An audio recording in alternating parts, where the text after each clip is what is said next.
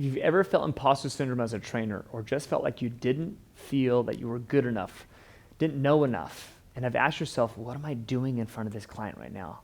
Then stick around, as I'm going to get pretty vulnerable and share with you a bit about my own imposter syndrome journey and how I worked through it to become an expert level trainer. But before I get personal, I want you to know, if you like these videos and really want to know more about movement related training, please hit the subscribe button. All right, I've been in the fitness industry for about 18 years. And in that time, I've hit some pretty highs, honestly, some pretty high highs. And I hit some lows too, some bottoms, no questions asked.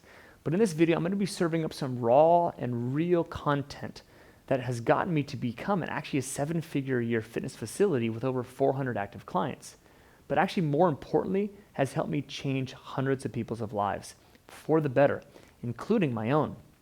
So I want to start out today by talking about my lowest of lows. The first thing you need to know about me and my story is that I started growing up with very little confidence in myself because I developed a stutter as a kid that was so bad that it really inhibited my ability to communicate. I lived with this constant and relentless anxiety that these words coming out of my mouth wouldn't be good enough for me to essentially effectively communicate my ideas, my thoughts, and my passions. Over time, I honestly learned just how to deal with it, and I got used to functioning with that level of anxiety. So when I started training, even though I was certainly older, adult by all contexts, I was certainly mostly able to overcome that stutter through a lot of training, a lot of therapy, but this fear and anxiety about not being able to communicate became the biggest focus of my imposter syndrome. The thought running through my head was essentially, yes, I do have the knowledge, but it doesn't matter because I can't speak it. I can't say clearly enough. So to pair this complex emotional experience of imposter syndrome with the fact that I was rejected from PT school 2 years in a row, after spending at the time half of my life chasing that dream, I was absolutely crushed because I didn't think that I would ever be able to get the education that I wanted so I could help people and also help myself. I was just going to be left to be that personal trainer. And if you're a trainer watching this, you know that feeling of comparing yourself to other experts, other physical therapy doctors, chiropractic doctors, medical doctors even in the field, the status quo in this industry is to make the assumption that they know more than us, that they can help more clients than us in movement, and we can't possibly be more educated than them. So what do? We immediately limit ourselves to the potential, and we are left in this constant state of never feeling good enough, which is only exacerbated when a client comes to us with some crazy thing, a herniated disc, plantar fasciitis, shoulder problem, I don't know, and we don't know what to do about that. We're like, I don't know. Like we kind of freeze. I'm actually curious if any of you watching right now have felt that. If so, just drop a quick little thumbs up in the comments below. I'd like to see how we can connect a little bit deeper. Anyways, but there were two things that kept me going: my passion for fitness and movement, and the hope that there was still a way for me to get that physical therapy knowledge. Honestly, I wanted to feel adequate. I wanted to feel like I was enough, and I thought that my knowledge would get me there. Well, after stumbling around for a little bit, I ran into the Great Institute, where I was able to gain the same knowledge that physical therapists go to school for, at least from the movement side. And I figured out how to apply that knowledge and integrate it into the fitness field. And I just want to say, they do an amazing job of simplifying and breaking down complex topics into bite-sized, digestible pieces of information. As someone who was not a good student and really didn't enjoy studying ever, I actually appreciated how well they took the academia, quote-unquote, things out of learning. So much to the point where I actually couldn't wait to set aside those Sunday night hours, that's when I had the time to do it, to go to the local coffee shop and sit down and dive into studying. I actually was the thing I looked forward to the most. From there, though, I was able to lift the veil and see the potential that was in front of me. I was able to get over this wall that said learning movement science was too complicated, and there was too many subjects that I just needed to master just to be good enough. And so with that, I shifted my mindset from feeling overwhelmed by all the information that was out there to I'm going to learn one thing at a time, and then something else, and then something else. That process of learning just how the foot works all by itself, not worrying about anything else in the body, I was able to then say, got it, I can move to the ankle, focus on how that works, then the knee, then the hip, then the low back, then the thoracic spine, which honestly confused the hell out of me for a long time.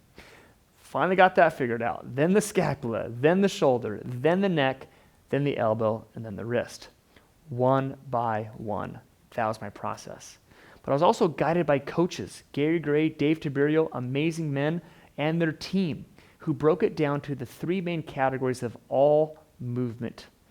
Movement possesses these three things: the movements and principles of movement that are forward and backwards, that are side to side, and that are rotational to the right and to the left. The frontal plane, the sagittal plane, the transverse plane. Once you can understand how the joints move and all their potential, then you can start laying on how the bones move in between those joints or around those joints, then how the muscles work, then how the proprioceptors play an amazing role in controlling the body. You don't have to memorize 800 and something muscles, because ultimately it's not about what you memorize. It's not what something's called. It's not what the definition is. It's about your knowledge of what they can do. So you can start chipping away by understanding the systems of those 4 or 5 muscles that really dominate a particular joint. Once you understand those 4 or 5 muscles that dominate that joint, then you can go back and understand the next 4 or 5 muscles that secondarily dominate that joint, right? The layers of them all. Then go back again and understand the other 4 or 5 muscles that tertiarily dominate that joint. It's just this process of unpacking and unlayering. And every time you go back and relayer through the exact same process of understanding how the human body actually works in movement, you start to realize crap, there's actually so much more that's important, but you're ready for it. You're mentally capable of absorbing it versus literally just it all flying right over your head and be like, forget this, it's too much. And all the while, you're literally applying the capacity of your knowledge, right, that you can actually absorb step by step into your athletes and clients every single day. And you're slowly challenging yourself to go deeper and deeper and deeper versus being freaked out that when a client comes to you with some crazy like herniated disc and you just don't know what to do. You can understand enough why that lower back's hurting, right? You can kind of understand like, okay, I may not know how to fix it, but I know how to avoid it. You can continue to train and condition that person regularly without having them basically do one wrong workout and then they're done because their shot can't get up for days on end. This was a huge confidence builder for me when I started to understand how to tweak exercises to avoid pain and how to successfully navigate people's fear of pain in a way that allowed them to sustainably continue to move and work out continually. Because that's when I realized I was able to start to tap into the mental side of things. And that's where you can really start to change people's lives. I truly believe we, as personal trainers, have the best ability to solve so many problems that the human body experiences because it starts with the physical. Because once you have a good grasp on the physical, that client is willing to take you into their mental arena. And once that mental arena is relatively trusted, you can go to the soulful. And that's how a trainer can start to slowly unpack the depths of the entire human being, not just again physically. If you want to go to that depth of the soul, so long as the client's willing to take you there, you can go there. You can involve yourself with that person to change everything about who they are. It's an amazing process. Being an expert trainer is much less about the degrees and certifications you have. It's about developing the skills and the experience that allow you to connect to the body, the mind, and the soul, because that's where true transformation happens. So there you have it. Some of the most important lessons I've learned along this journey to achieving my dream of becoming a movement therapeutic specialist.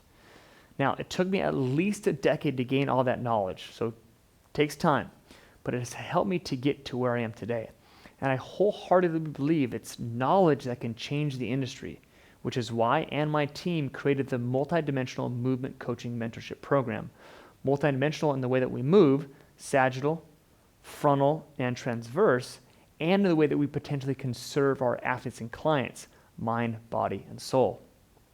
This is a comprehensive, life-changing course where we're going to equip you with the foundation principles of movement and teach you how to apply them to your training sessions to avoid pain, deliver your clients results, and to how to operationally run these methods.